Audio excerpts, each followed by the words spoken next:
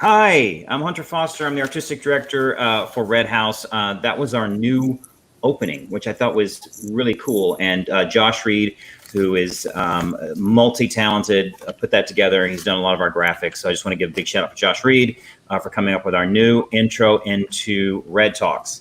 Thank you so much for joining us for REDTalks. We're actually on StreamYard this week. We do this every Tuesday at 5:30.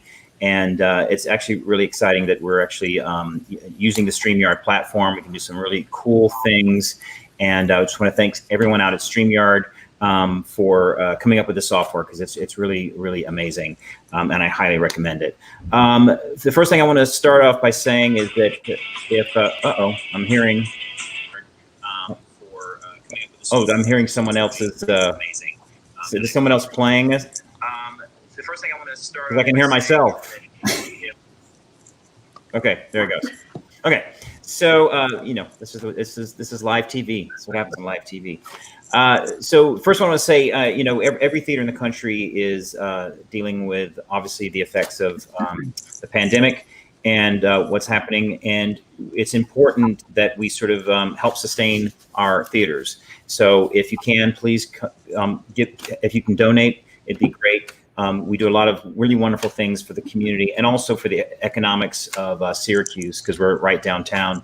And theater sort of affects not only people who come to see theater, but it affects the businesses and all the stuff that sort of surrounds the theater. And people come downtown to see things, whether it's the Landmark or the On Center. And so it's a ripple effect. So please help support the arts. The arts need your help. And please go to the redhouse.org and see how you can donate. And we'd really appreciate it. We have we have a lot of exciting things that are still happening. So we have summer camps. That's right. We have in-house summer camps that are happening right now at our theater. We started this week. They're going fantastic. We got about 15 kids this week. We got kids coming in all summer. We have different camps. We have rock camp. We have circus camp. We've got theater camp. And we have gone to great lengths to make sure that they're safe, and going through certain checklists when they come in, temperature checks and things like that. So it's completely safe. I observed a couple of classes today. They're social distance, and the kids seem to be having a great time. So if you want to get your kids out of the house, check out the redhouse.org and have them sign up for these summer camps, because the summer camps are going great. And we're only on day 2, and they're going fantastic.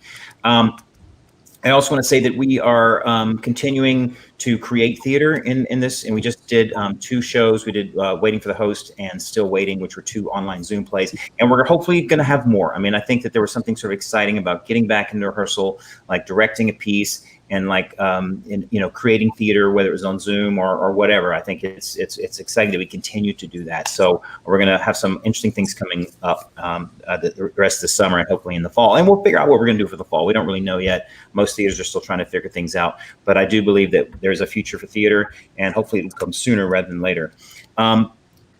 Before we get to our reunion tonight, which is a very special reunion, it was the final show that was done in the old space at Redhouse. It was I Do, a musical that I don't really know that well, so I'm interested to learn a lot about the show tonight myself.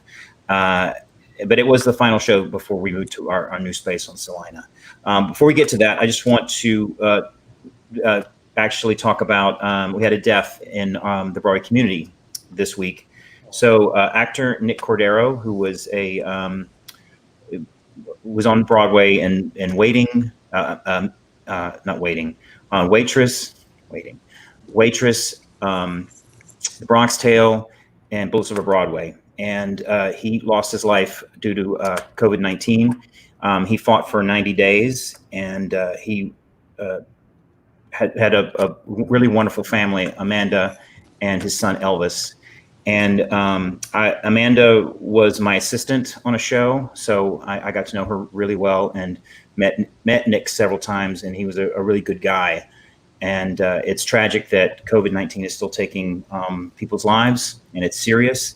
And we need to continue to wear a mask, and we need to continue to social distance and take this seriously, because he was 41 years old, and he was in the prime of his life and was healthy, and the disease did this to him.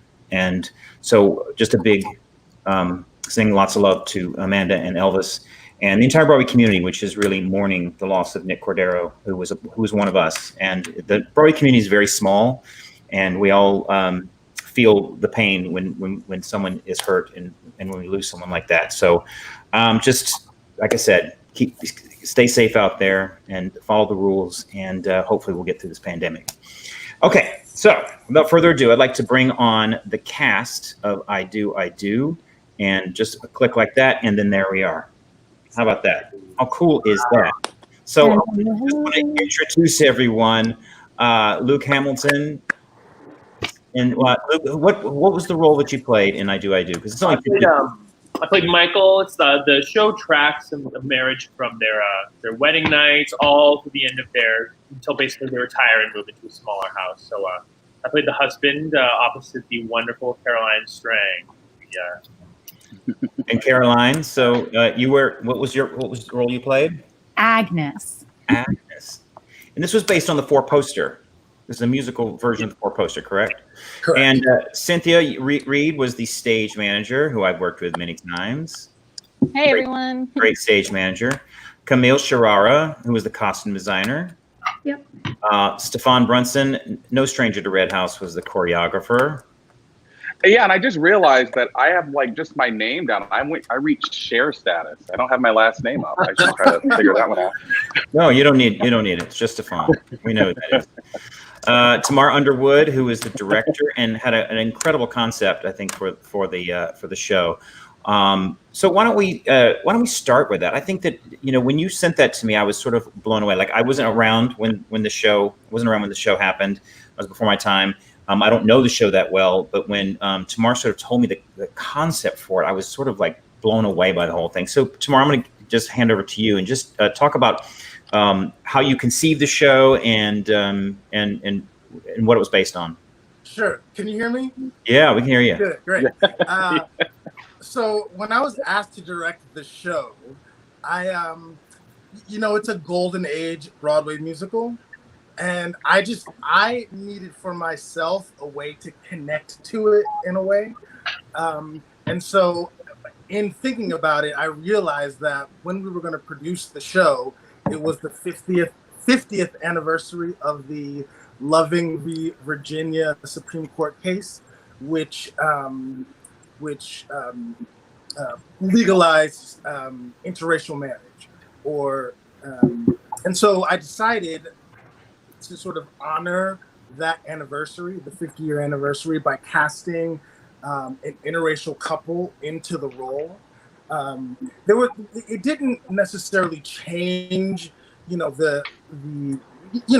didn't change the text in the piece. We presented the show basically as is, but just having that interracial couple there sort of honored what Loving was about, which is that all of these couples, marriage for a lot of people is the same. And so that's what I wanted to do with that.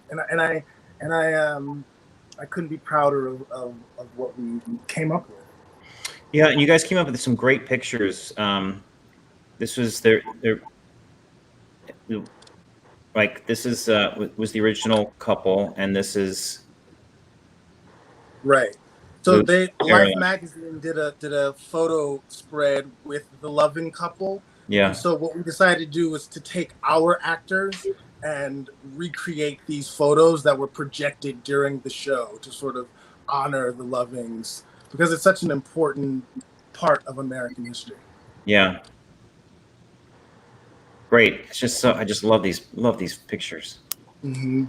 Our scenic designer Tim Brown did a great job of photoshopping those together. We took it, in the old Redhouse space, there's lofts above there, and we just, took a day.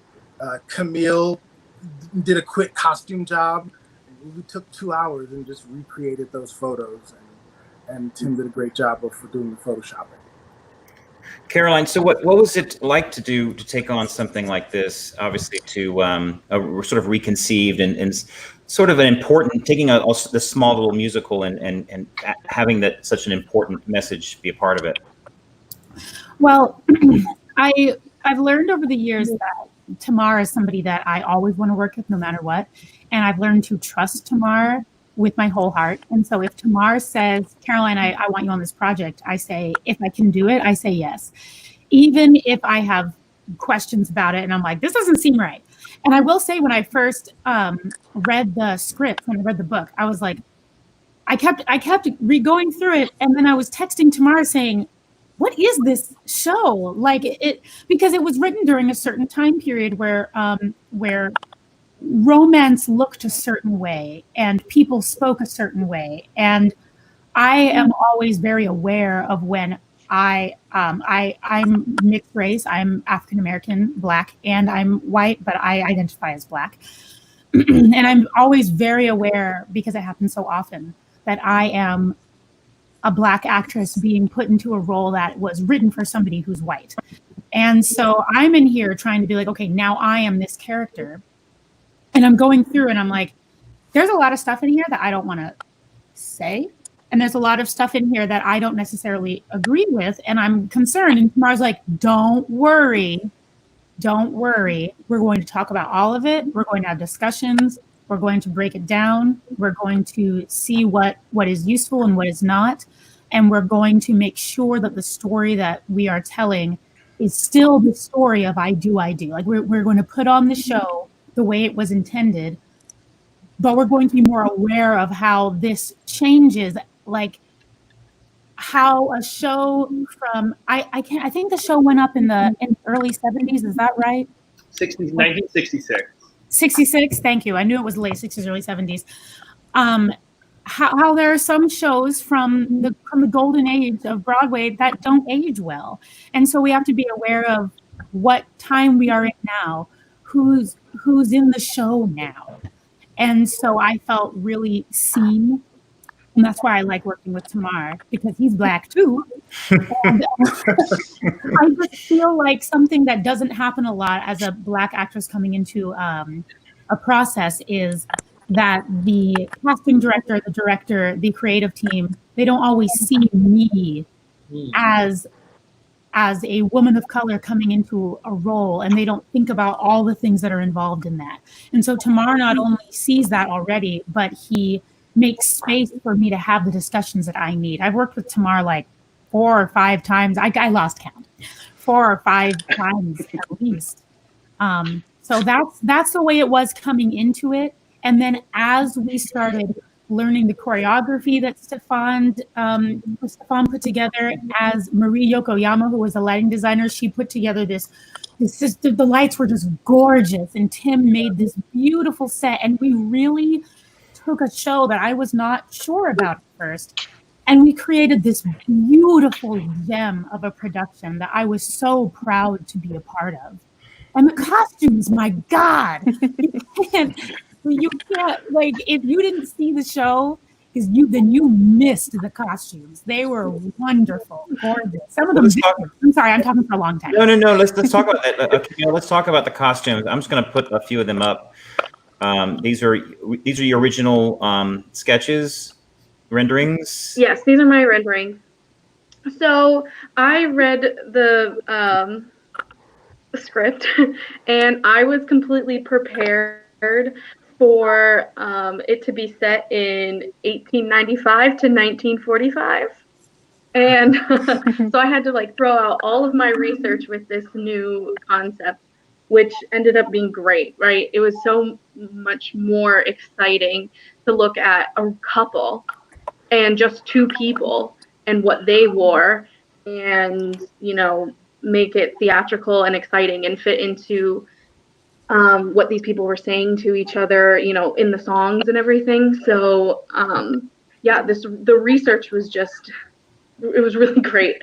And Caroline just fit into every vintage dress I had.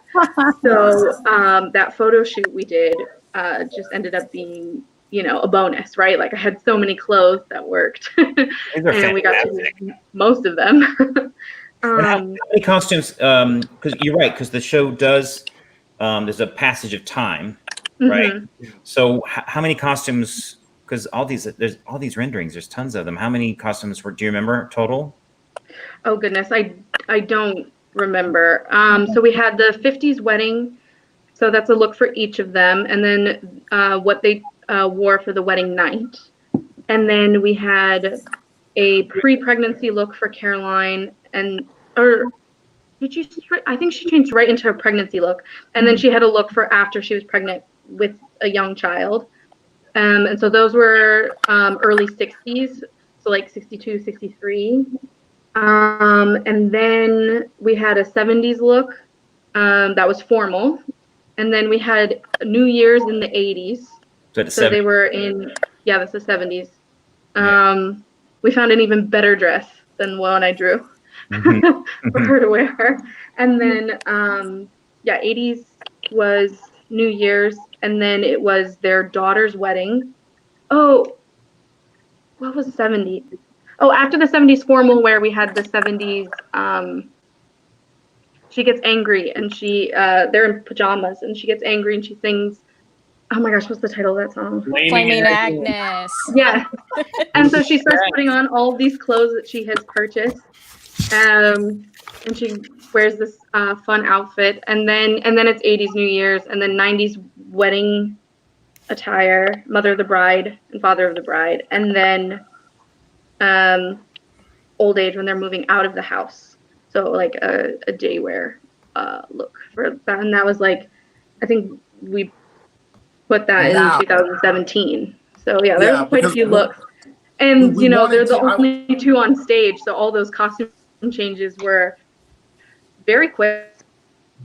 Because you know, there wasn't a lot of time of other characters being on stage, you know. So well, speaking of that, really had to coordinate that. I was just thinking about that. It must have been a lot for only two people in the show to do all those costume changes. And I'm sure Cynthia probably knows more about, I mean, like, I'm sure that with limited, you know, resources sometimes backstage, like how was that coordinating with costume changes with only two people on stage and limited backstage? For this show, each of our actors had their own dresser who was kind of stationed on either side of the stage to literally throw like new costume pieces at them to change into while the other actor was singing on stage. So we were lucky in that each actor had their own person. And, you know, when it was Caroline getting pregnant, you know, if Luke was on stage, we could then have both. I saw that eye roll, Luke. We could have both dressers like helping out and vice versa. So we made it work. Our dressers definitely got a workout running around trying to make sure they had the right costume for the right actor at the right time, because it's also just a very fast show. So there wasn't a lot of time spent in any particular look. So hands off to our dressers and for the cast for being able to deal with that craziness on top of also doing a show.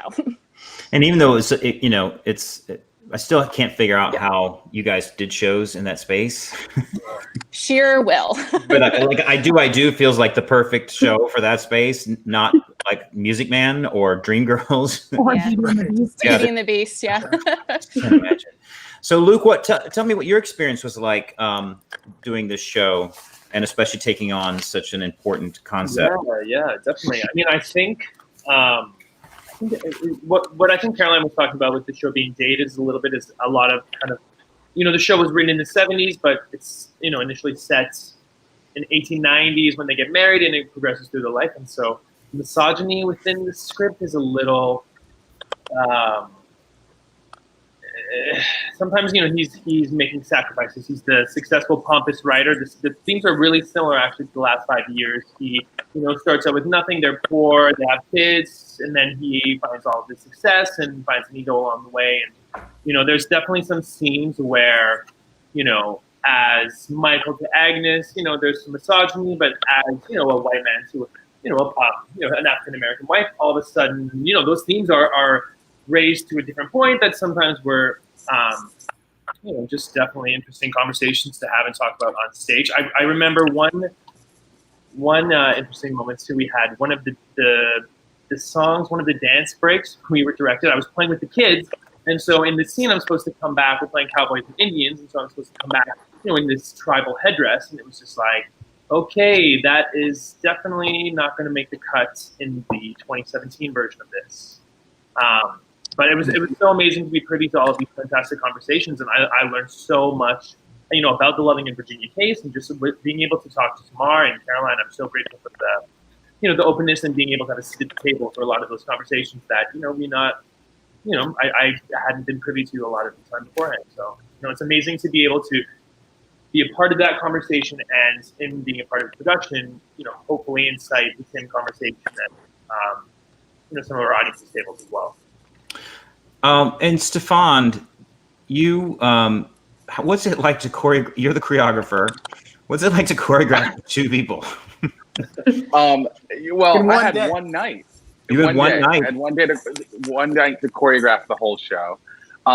And the craziest thing with that is I had a set choreography that I was going to do, but when you get in there, it's basically performance driven. And I started doing a tap thing with Luke, and then I realized, oh, he's an amazing tapper. I remember, Luke, do you remember I kept saying, I have to make it harder for you? And I think so. I do remember that. I kept going, we have to make it harder. And you know what? Those two actors, they were so game to do anything. And I mean, if I ever had to do it again, Temar, I don't know, you owe me a lot of hugs, because doing that show in a night is it's tough, but it's very rewarding. Those two, they were great, and they were game to do anything. I had to beg for Stephfond because there was originally no choreographer assigned. So I said, can I just have Stephfond for one day, and then maybe to come back for another rehearsal to brush up and polish. So I said, Stephfond, can you do this in one rehearsal? And Stephfond, he said, of course. And luckily, the Michael character has to do most of the dancing. So luckily, Luke is just a dancer. Yeah. And I was not.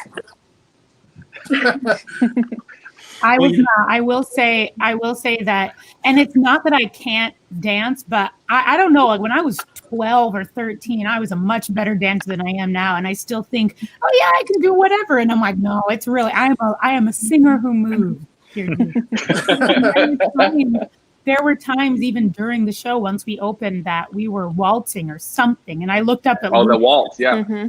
I looked up at Luke like, I don't know what foot I started on, but we're wrong. And Luke, bless his heart, just looked down and smiled at me, picked me up, and continued to dance as if my feet were moving, but carried me until we got to the part he knew where I could put my feet down. And I just did it. There were just times where I'm like, Luke, I don't know what's happening. And Luke, to this day, I love you for that, because you literally carried me when I could not move my feet. I appreciate that so much. And you mentioned something before, which I think is obviously there's a lot of discussions going on about Black actors in the theater, and you mentioned something like, which it just came up today. We were talking about this, about not when either white writers or white producers not taking the Black experience in mind, or like there's what I'm trying to say. I've been to a lot of the town halls, and I've been listening to a lot of African American actors or BIPOC actors, and they're saying that there are roles that are written, but and I'm sure this one, it doesn't. Obviously, this was not specifically written for a Black actor, but making sure that the Black experience, or what you experience as being an African American, is a part of this show. Yeah. Like how do you go? I guess what I'm saying is that when you look at it, when you take a perfect example, I was directing Our Town out in Colorado, and we were actually in rep with Ragtime. So we had half white cast, half Black cast. And I remember having discussions, because the play takes place in Grover's Corners, which is like 1870, 1880. And the Black actors were saying, how are we supposed, there's nothing in here that says, this is a troubling time for African Americans at this time. And it was a thing of like, do we pretend that we're not Black? And I was like, no, you have to bring, if you believe that, this person doesn't like Black people or is racist or whatever, so we have to acknowledge that. And I think some of the things I've been reading and listening to is not not being taken into consideration by white writers or white directors, white producers, and like you mentioned something earlier about Temar saying the things that you need need as being a person of color.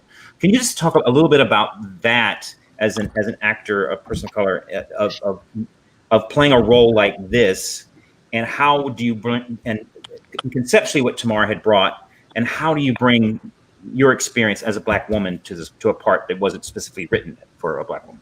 Yeah, I'm just a roundabout way of getting the question. well, as a light-skinned Black actress, I get put in these roles a lot.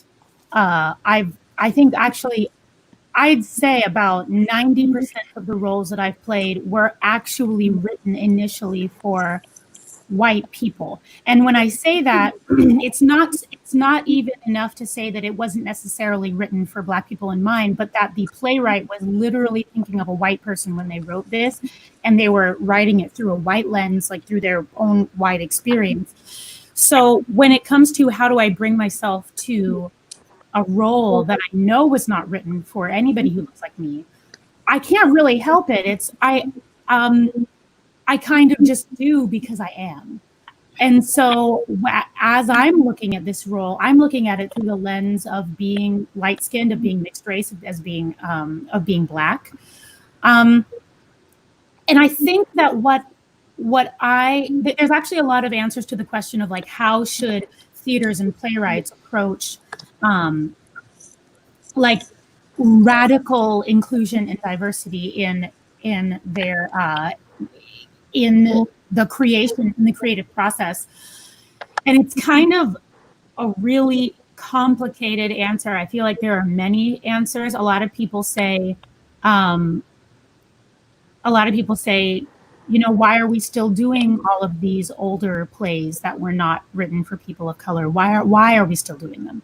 Why don't we do other plays? Why don't we? Because some of these plays that get done a lot aren't that great, but we keep doing them because they're a good cash cow. But why do we keep doing them? And it's because that's what people want to see. It's like, well, we have to somehow teach people to want to see something else. But then how do you do that when you want to cast people of color? You want to cast people with varying abilities or disabilities. You want to cast people across the gender spectrum, across the sexuality spectrum, but we all know that our audiences are mostly white, upper middle class, or wealthy, older patrons. And so they want to see a certain thing. So it's very complicated, and I don't mean to get too deep into it, but no, I think it's. I mean, I especially with what I sort of admire about what Temar has done with this idea, and now I want to see it. So can we do it next year? Because I just, no, but I think you're right. You have these sort of old sort of musicals that are sort of, and I'm not trying to take anything away from I Do. I'm just saying, but they were, whether it was 42nd Street. I mean, you know, I directed 42nd Street, and I was like, how that, you know, there's a whole scene in which, you know, Julian Marsh like forces himself onto Peggy Sawyer, and I'm like, how do you tell? You can't do. I mean, he'd be fired today, or you know, and because there's a lot of, you know, it's not just issues with race, it's issues with sexism. I mean, you know, the sexism is really hard to navigate, whether it's and then trying to, as a director, sometimes trying to figure out how do we tell this story, because you're right, people want to see the Guys and Dolls, and they want to see Oklahoma, and they want to see Carousel. I mean, my God, that's another one that is just mind-blowingly difficult to watch. Yeah. But what I sort of admire about what Temar has done is taking this show that and adding this extra layer to it, which I think makes a really powerful statement. And maybe that's what we need to do, you know? Yes, and I did want to, I'm sorry, Temar, because I know that you were probably going to say the same thing. But Temar was like, Caroline needs to wear a bonnet to bed in the 80s, because that's what Black women did. Yep. And she, like, they would put up their hair. I've got a bonnet too. I don't know where it is right now. It's somewhere around here. But like, we have hair that if I just sleep on a pillow that is all scratchy, it's going to mess my hair up. And so I wear a bonnet to bed. And so he made sure that I took my natural hair and that the audience saw me putting it up, so that the audience would be like, oh, we didn't just take this character and just like have her do, I don't know, something that a non-person of color would do to their hair, or that somebody who was not Black would do to their hair. Like, no, he was like, this is a Black woman. When Temar looked at me on stage in this role that did not actually talk about race, he was like, this is a human being. This is a Black woman. This is a woman who, for cultural reasons, for physical reasons, has to do a certain thing right before bed. And I know this is what she has to do. And so I'm going to allow her to do that because I want her humanity to show. And I feel like that's really important in casting people of color, that you can't just be like, oh, well, we do this show every year, and every year Cinderella has like a long straight Black wig. It's like, excuse me, but my hair is curly and you're not going to fit all this hair under the wig. You got to think about that for a second. You cast somebody else. I'm Black. Let's do something else. See us, see me. And I feel like Temar, if we were in person, you'd be like, that's what I was about to say. Well, that is what I was about to say. And I just remember the moment that I was like, can we get her a bonnet? You know, like I was saying that to Camille, and not to out you, Caroline, but Caroline got teared up a little bit in that moment because you could see that no one had ever taken that into consideration. And I think that's a part of what needs to happen, is that if you put Black people into roles that are traditionally written for white people, then you also need to take into consideration what make the character a Black character. And there are realities of the Black experience that are necessary for a character to be fully fleshed out as a Black character. Yeah. And, you know, it's such a small thing. Like, she needs to put a bonnet on her head when she goes to bed because that's what Black women do. But you could just tell that no one had ever said that to Caroline, you know, in that moment. I think that had never been a consideration. But I think that's the fault of white directors, producers. You know, I'm putting myself in that of I think, like, even on television, and not to go, I know we're going off on a tangent, but I think it's important to discuss these things. You know, even on television, of trying to, you know, look at us, we're so diverse, but you're actually taking Black actors and putting them in white roles or in white experiences. You know what I mean? And as opposed to, yes, Black. Just because you're being diverse doesn't mean you're actually telling the story of a Black person. You know, just by putting them in a sitcom in which, there's the funny, you know what I'm saying? Like yeah. When I think back about some of the Norman Lear stuff, you know, he was really not just Good Times, but like the Jeffersons, all those shows, or the you know, in dealing with race, like that was really ahead of its time in dealing instead of, you know, because it was also the Good Times, but there's also the Jeffersons. So the Jeffersons had become, you know, moved on up and become successful, and they were actually, you know, not Good Times. They were still in the projects, but like the how he sort of saw the world and sort of telling the Black story, and you know, it's something that we don't necessarily do as much anymore, or haven't done it as well. Because I don't feel like we touch those subjects as much, or they're lightly touched. Yeah. You know, those are some big, heavy things that were discussed back, and even with homosexuality. And anyways, I hate it when I see things that are sort of like what you're saying, is when I see Black actors being forced to play roles that sound like they're written for white people, or forcing Black actors into a white world. Yeah. Something that I'm tired of seeing is we can play more than the funny friend, the noble friend. We're more than the catalyst for the white lead to learn more about themselves. We're more than the person to be subservient that everyone feels bad for. Yeah. We're more than the noble Negro role.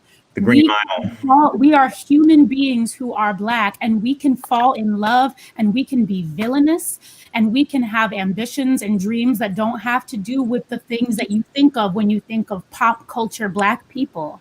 Like, I feel like a lot of people learn about what it is to be Black from watching TV and watching the wrong shows. I know my mother was Black, and she grew up in Alaska, which is where I grew up as well. And there weren't any other Black people around barely. And so she learned about being Black from watching TV, and that really messed her up for her the rest of her life.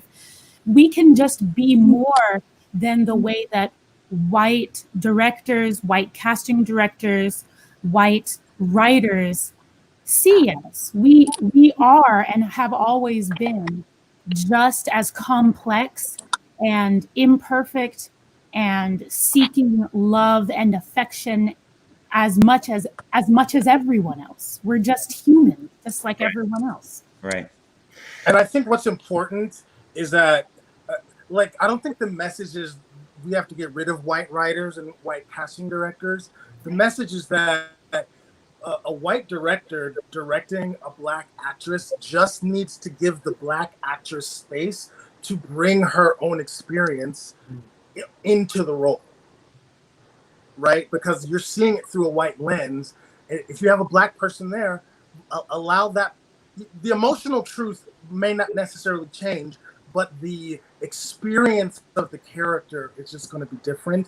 And if a white director allows the actor to have that space to bring that experience in, then that is going to do a whole lot, I think.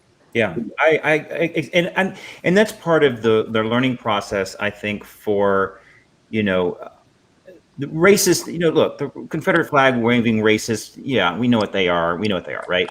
Mm-hmm. It's the progressive liberal, I voted for Barack Obama, Mm-hmm. you know what I mean? The people that think they figured it out, who haven't quite figured it out.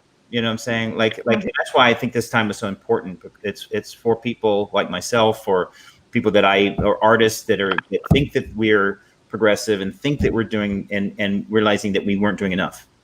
That, like, just what you talked about, the space, and understanding, like, even writing, as a writer myself, writing for understanding the character. Don't write a black character from the perspective of a white person, and don't caricature. You shouldn't do it with any character, but what I mean, just recalibrating your brain and thinking of understanding that it's not a white. We shouldn't be bringing, like I said, black actors shouldn't be coming into a white world. They should be in our town. They should, you should be a black person. And the idea of colorblind casting is just, I hate that term. Mm-hmm. You're basically telling someone who's black or a person of color saying to not be who they are.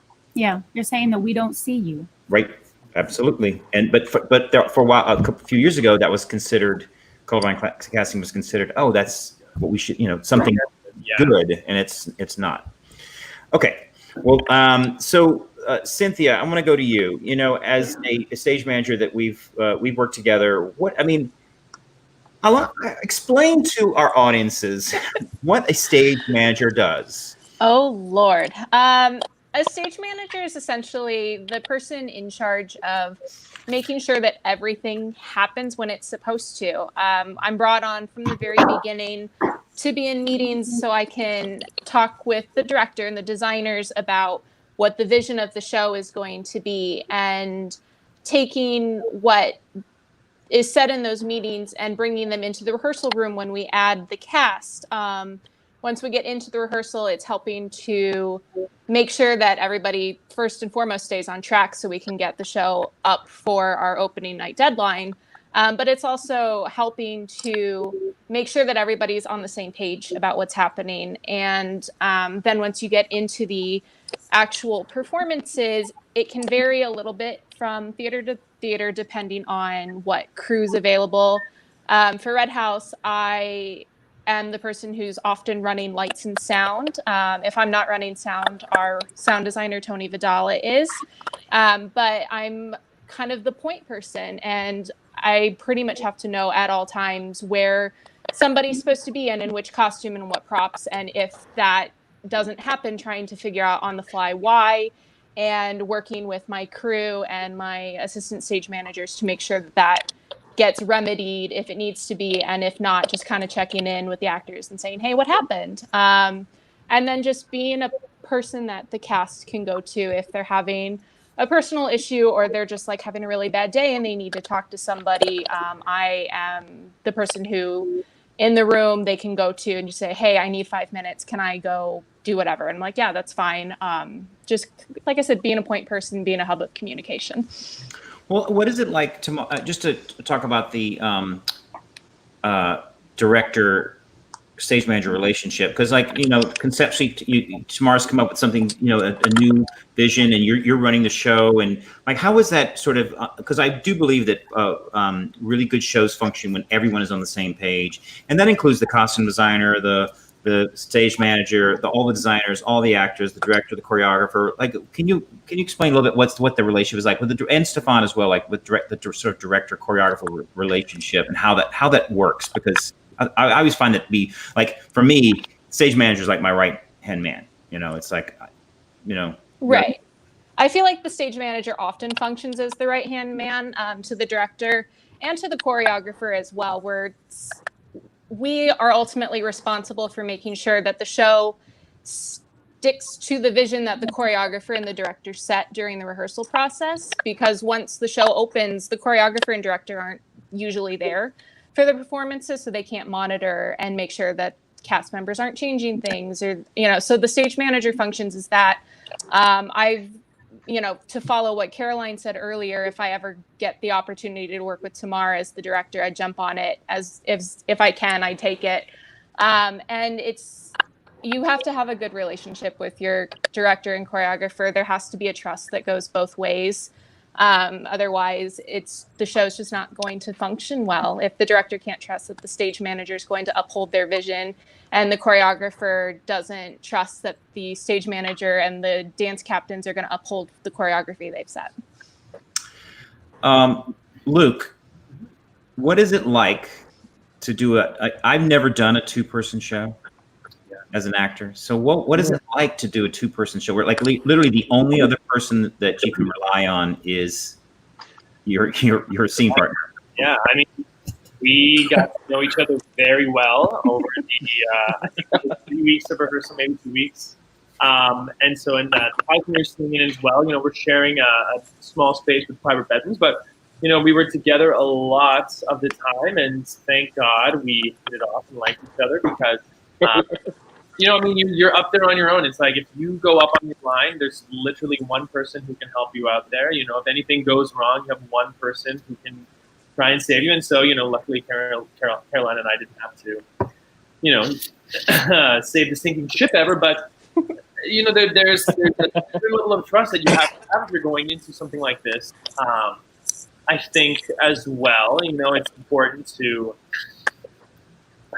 kind of make connections with the audience. I mean, it's so hard to have a song that you're playing out. It's your 8th duet that you're singing to each other, and it's like, okay, how do you make this different, without endowing some sort of characters within the audience? And I mean, the show is amazing to play because you go from the wedding night, you start the show, we're 18 years old getting married, and we end up so it's 16. So it's an amazing journey. The fun part about being on stage the whole time is you also get to mark, okay, so what is our relationship like at 40, and what does it feel like to be a 60-year-old, and what does my back feel like at 80 years old? And so I think Caroline and I both had a lot of fun too, playing, the age arc that we got to do within the whole relationship, and on top of, our character arc. Yeah, I'll say that working with Luke was fun because we didn't know each other and we showed up. And I think that the time that we finally knew each other, okay, the time that I finally trusted Luke was when we had to go to the gala event, and I had like trash at rehearsals, okay? Like, I was just wearing sweatshirts and walking around acting like a bro. And so Luke is like, who is this person, like, goofing? I'm so sorry, by the way, in hindsight. But we were both running around trying to get our gala outfits on. And when I came out and was all dressed up, and Luke came out, he was all dressed up. And I was like, oh, you look amazing. And he goes, yeah, you too. And we were like, oh. And we went to the gala, and we looked smashing. It was great. And I trusted this man for the rest of the run. I was like, if anybody can show up to a gala looking that nice, wow. I know that they have some dedication to their craft. Nobody looks that nice without having some integrity. So I will say, and I think you did save me from sinking the ship at least once, maybe twice. I can't remember exactly how, but there have definitely been times when I'm like, when the kids get married, don't know the rest of the words. That never happens, okay? That doesn't happen. This is professional theater. It doesn't happen like that. See, always has my back. Camille, how long does it take usually? Like, when do you start designing? Like, how soon in advance? So typically I get about 2 months before rehearsals start. That's when we start discussing the show. So that's when I have the original meeting with Temar, and he told me about the concept, and then I sent sketches along probably a week later, and then we talked about what those sketches were, which are not the same as the renderings. So, and like research images, and then once we talk about it again, so he's told me information. Now we have to see if I've absorbed it, right? If I'm showing him the right things, and then he says yes or no, and then I come back with my renderings, and I would say that's probably just about a month before rehearsals start. And at that point, I would email Cynthia and try and get the actors to send me their measurements, so I have and headshots, so I have an idea of what suits them and what I should be looking for. And then I arrive a couple days before, and I was lucky enough that I did the show at Redhouse before this. So I went to their stock and pulled clothing when did the show open? The show opened in December 1st. So I was pulling clothes early October because I had done 70 scenes of Halloween before. So I was pulling vintage clothing and trying to figure that out. And so then once the actors and I are actually in the same room, that's when I can start fittings. And then that's where a lot of the real work happens, because with a show like this, where it's so many different. Oh, she freeze? Well, I thought she was taking a dramatic pause. Never know. Time periods. Okay. I really have to have. Oh, no. Am I here? What did I say last that you heard? You froze. We thought you were taking a dramatic pause. Oh, okay. Well, I'll keep going. No. What did I say last that you guys could hear?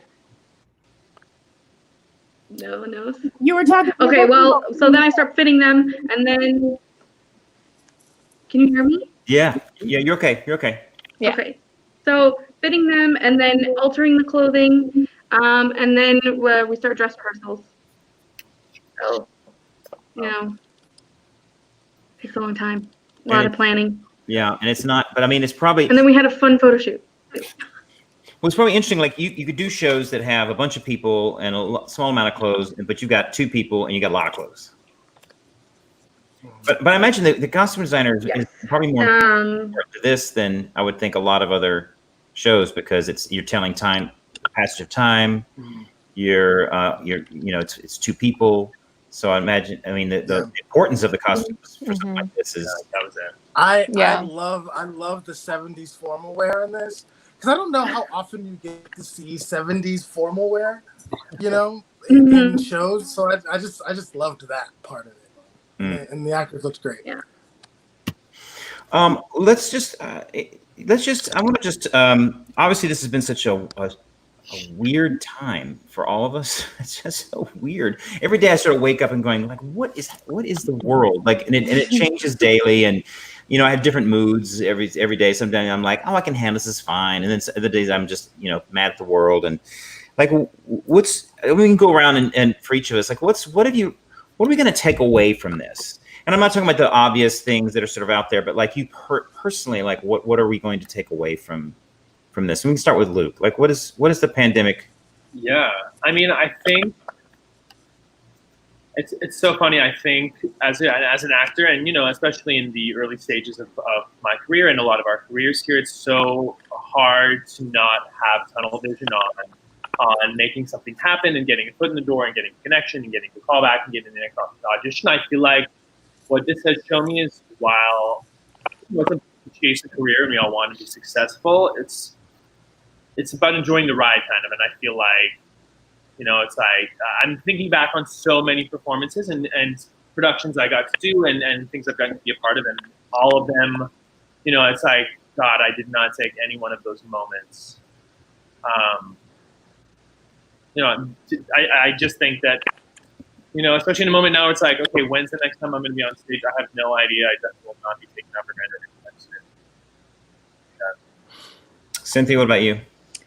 For me, I think the biggest thing is re-examining my personal work-life business. I have been thinking a lot with my 1-year-old about if I were in shows, I wouldn't have gotten to be there for as much of the firsts as I have been. So it's been nice to be home to experience his first steps and things like that. And just knowing that, oh, I might have missed the first time he was walking because I was in rehearsal. It's making me, when I go back, I'm definitely going to have a different attitude about how much time I have to spend at home versus how much time I spend to the work now that I have a child. Camille, what about you?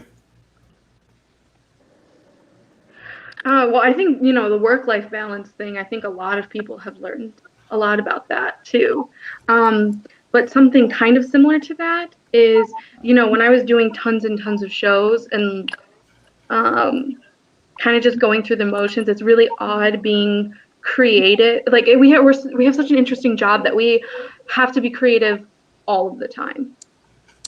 And learning how to stay creative and push that. And so having this kind of lull I've had to teach myself how to sustain that creativity without the collaboration, or trying to look for collaboration and finding out that we can still be collaborative even though we're not in the same room. And so some ways falling in love with the career again, right? And keeping it going even though it's not happening right now. And also how we deal with being in the same room as people. I've been thinking a lot of how am I supposed to do fittings now when I'm not supposed to be so close to someone, right? It's not just about acting next to someone. It's about, well, I need to take this in how many inches? How do I measure someone without getting near them, right? So learning how to navigate that too, and how to make it comfortable for everyone. And yeah. What about you, Tamar? I know that I've asked you this before, but is anything? I'm sure I have. But is anything new? I don't know if there's anything new. I've said before, it's who and what's important to me. Because when you're so confined to a specific space, you really learn about what things and what people you really value in your life. Those are the people that I continue to try to reach out to, and then but because you only want things around you that make you feel better, and people that your presence makes them feel better. So I feel like I continue to evaluate what and who is important to me. Stephfond? Tamar, you're so nice. Me, I'm just if I don't like you now, now this is quarantine has given me a lot. If I don't like you, I'm just going to let you know. The thing I've learned with this is I was just on autopilot, and I was just basically just trying to, go to get the next thing done. And having now this time to slow down, this whole work-life balance, let me tell you, I love it. I get to just sit down and breathe and be at home, be a dog dad, and create when I want to create. And it's also finding the new me, which is not really new. It's just finding that again. So, Caroline? I'm sorry, I'm losing my daylight over here. I'm looking at the screen like this. That's a difficult question, because something that I've actually been working a lot on is my mental health. I have the tendency to be drawn to, chaos. And so I am constantly, if I'm not working as an actor, I'm running around New York City, skating here, skating there, working for this person, picking up all kinds of jobs, just always going. And I don't stop. I don't have a day off. I work all the time. And even once the city shut down, I worked full time as a live-in tutor for some kids, and it was very difficult for me. And so now that I'm back home, I basically in the last few months, I've really paid attention to my mental health, and I've become okay with not being away, or no, sorry, not being able to come away from this. I'm trying to be okay with the fact that a lot of people have said, like, take this time to learn a new skill, don't waste this time. And I'm like, we are in a pandemic. No one knows how to handle this. I have to deal every day with my guilt about like I have a partner in Philly. Like I've started trying to find ways to go and see them, and then I feel guilt over doing that. Like, what if I put my roommate at risk? What now? So I don't leave the house. I'm like, well, now that I went to Philly, I can't leave the house for 2 weeks. So I just stay home and I don't leave except for to sit on the fire escape. And I have to daily remind myself, we do know a couple of things to do the right thing. Wash your hands, wear a mask if you don't need to go out, don't go out, avoid large crowds and hang out with people without masks. But otherwise, it's really hard to know the right thing to do in this moment as a human, as somebody in the workforce, as a creative.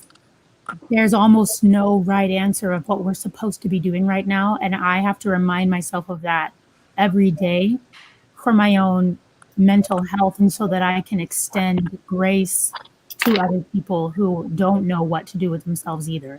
I think if I had to come away with anything in this whole thing, it's giving myself grace and giving other people grace when most of us are doing the best we can, hopefully. Yeah, I think when someone said something the other day that sort of hit me, it's like it's okay to be not okay. Mm-hmm. I think we tend to be like, oh no, I'm fine. But it's okay to be not okay. It's okay to say, you know what, I'm not cool with this. And I think that's the biggest thing that I've learned is just sit there and say, you know what, this is not good. And yeah, I'm angry. I'm upset.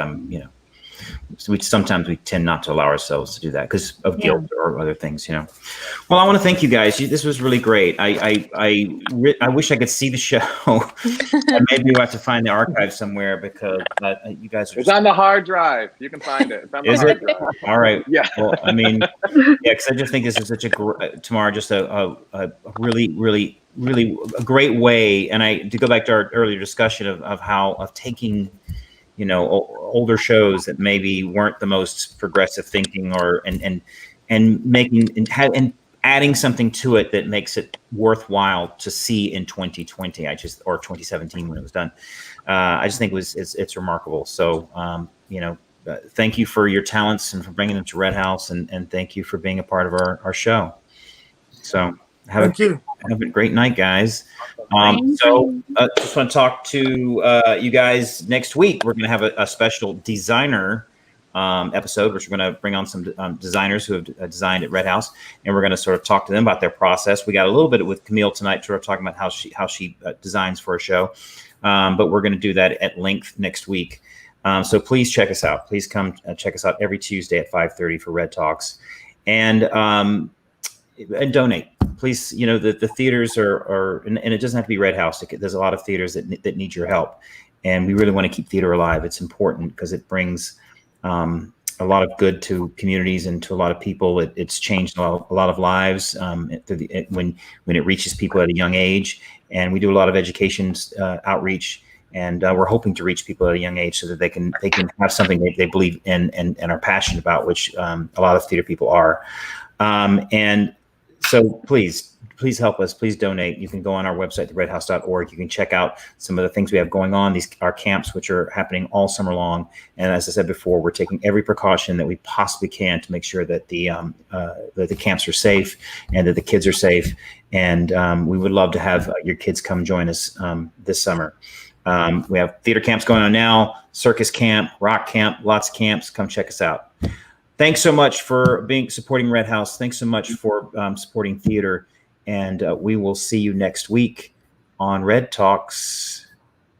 featuring past designers right there. All right. Good night, everyone.